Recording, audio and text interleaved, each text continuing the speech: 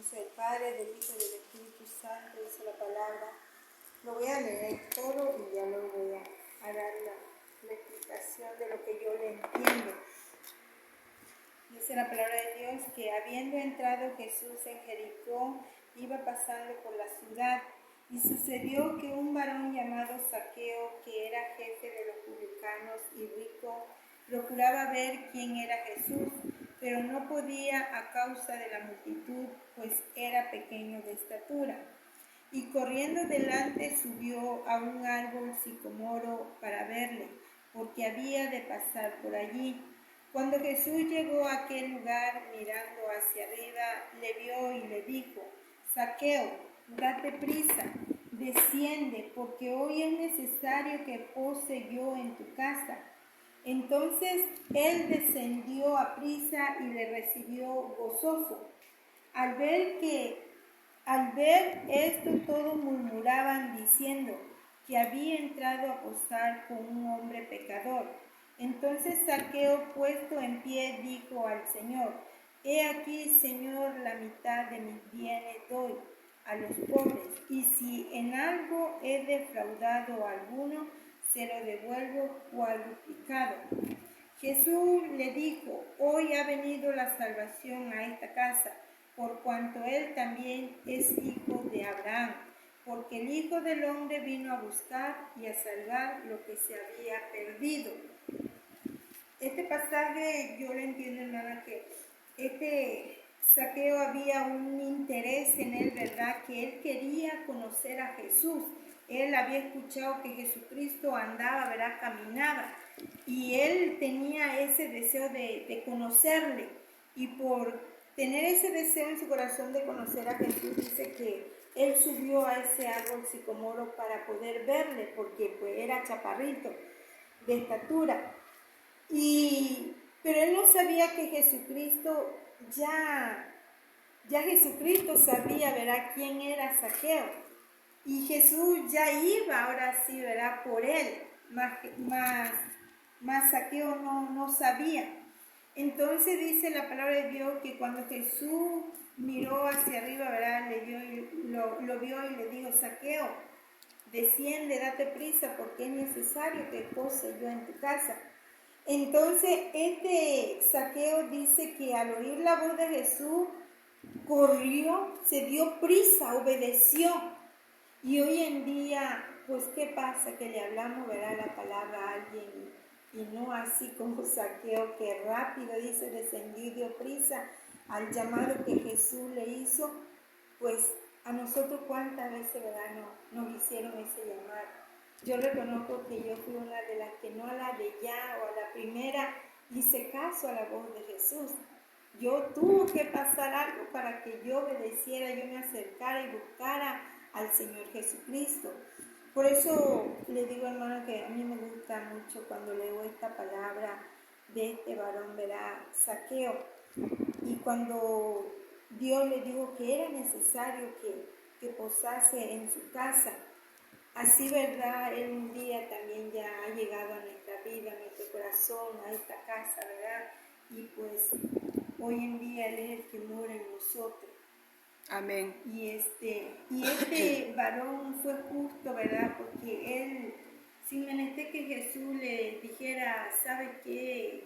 Robaste, devuelve lo que... No, de él salió y no lo iba a devolver al doble, sino cuadruplicar. Dice: devolveré lo que había robado, quitado, ¿verdad? Y este es lo que yo comparto. Amén. Gloria a Dios. ¿A usted, hermana Verda? Bueno,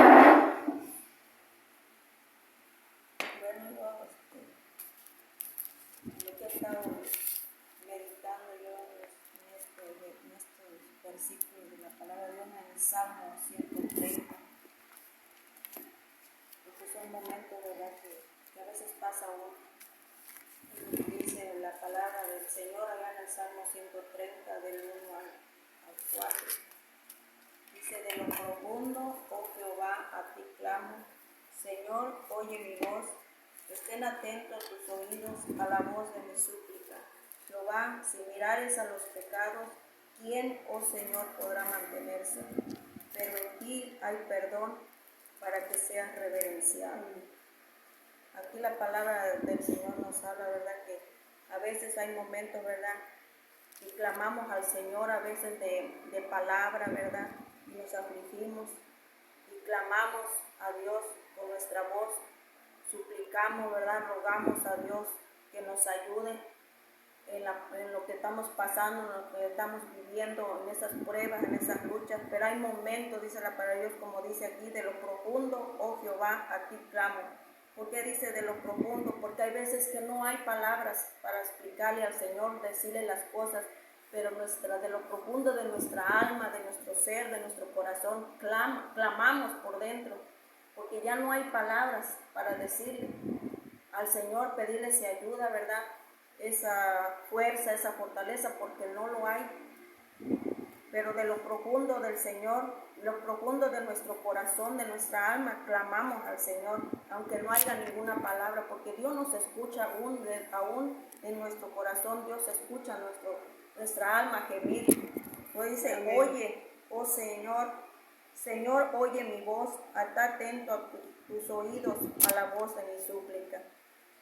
Nosotros le pedimos eso, ¿verdad? En nuestro corazón, en nuestro ser, le decimos, Señor, por favor, escucha mi clamor, escucha mi ruego, mira lo que estoy pasando, mira lo que estoy viviendo, dame fuerzas para seguir.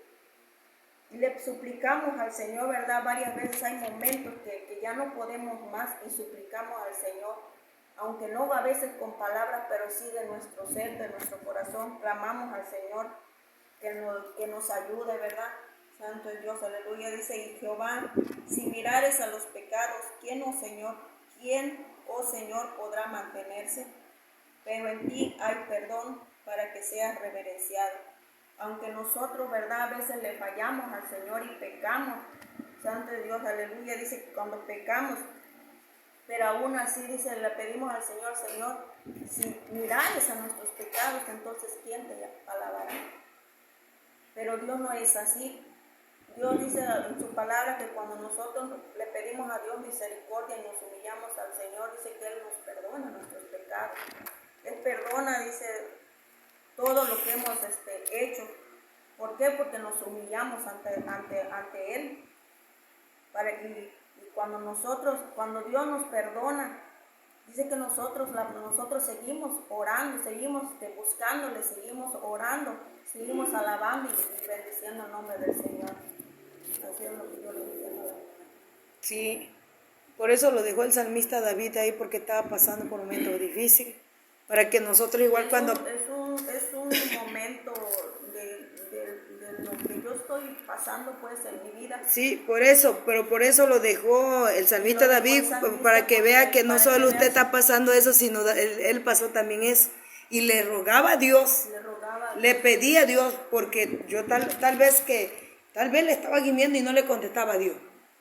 Porque incluso ahí es poquito, y llegó el grado donde dice que decía a su alma que bendiciera, o sea, que lavara su alma. Ajá, sí. Sí, dentro de nuestro corazón, aún a pesar de esa prueba, de esa lucha, como dice usted, a veces en tu alma dice, aún así tienes que adorar a Dios, tienes que glorificarlo. Sí, a pesar tienes que exaltarlo, porque yo lo paso así. Sí, así es. Yo lo paso así, aunque yo sienta eso, yo sí. Tiene que estar ahí adorando, tiene que adorar. Tengo que exaltar a Dios, aunque yo siento que no puedo. Venga la aflicción, pero no, sí. Trato de alabar a Dios aún así. Exacto, sí, forzarse más que nada, sí. Sí, bueno, la hermana Yolanda.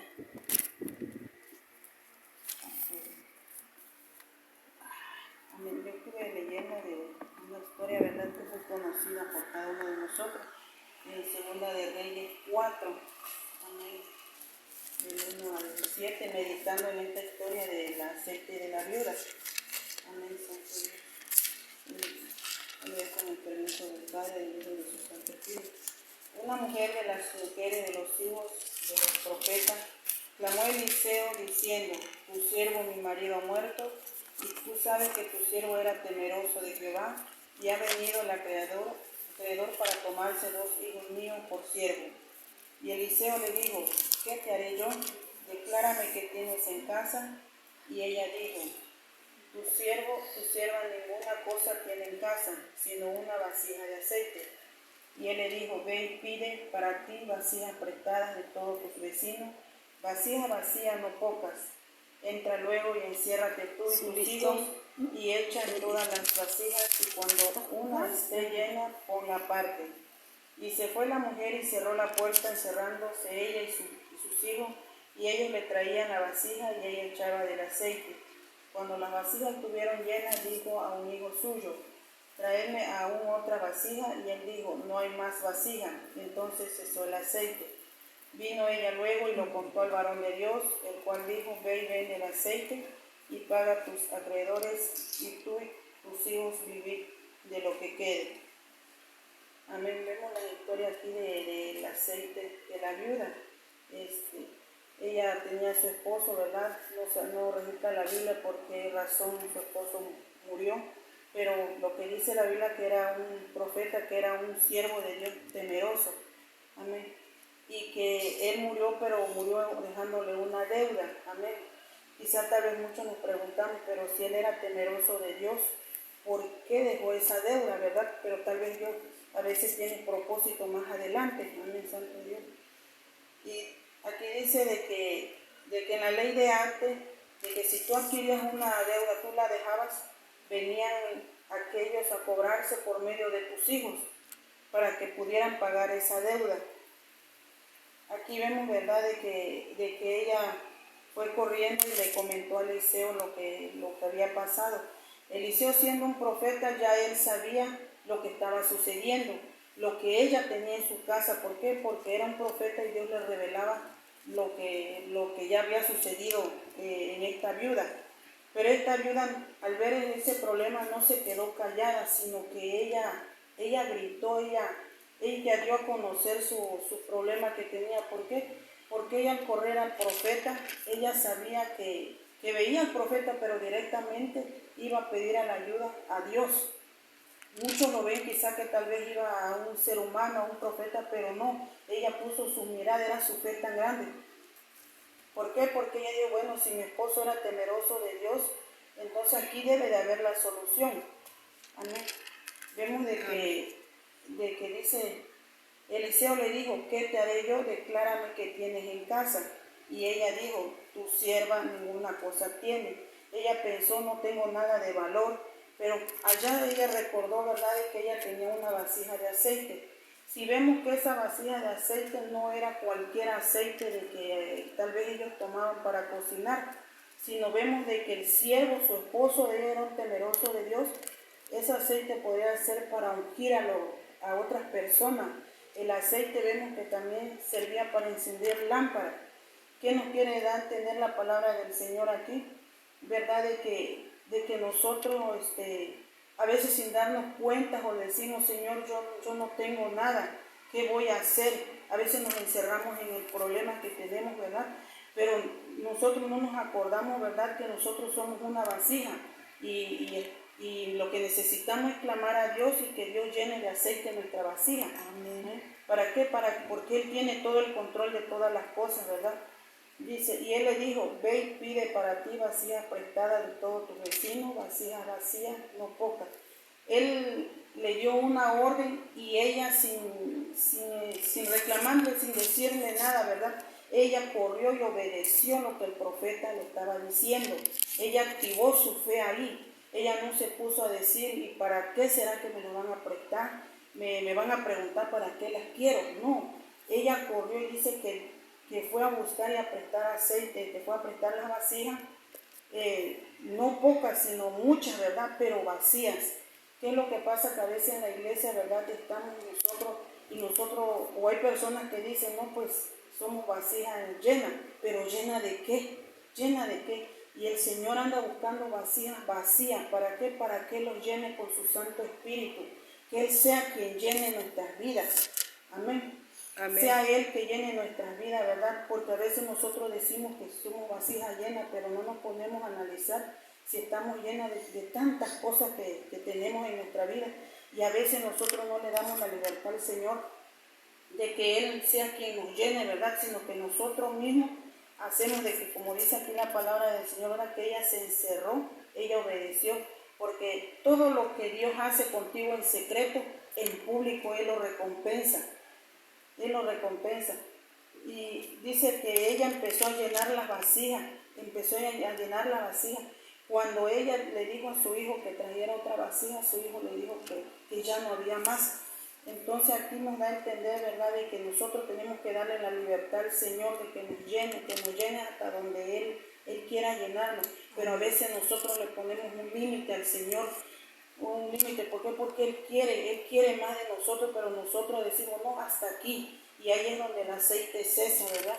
Sino que nosotros tenemos que llenarnos cada día del aceite de la unción.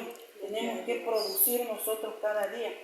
Vemos que aquí, ¿verdad?, que el propósito que tenía es de que si ella no hacía no obedecía lo que el profeta le dijo, tal vez hasta ahí no sé qué iba a hacer de sus hijos, ¿verdad? Sino de que también ella tal vez iba a morir de hambre, ¿verdad?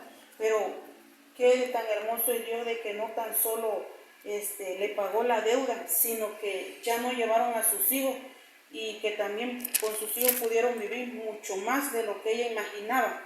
Entonces ahí vemos, ¿verdad?, de que cuando Dios se glorifica por medio de nosotros, pero siempre y cuando nosotros le demos esa libertad, que Él nos llene con su Santo Espíritu, ¿verdad? No nada más en lo espiritual, sino también nos provee en lo material.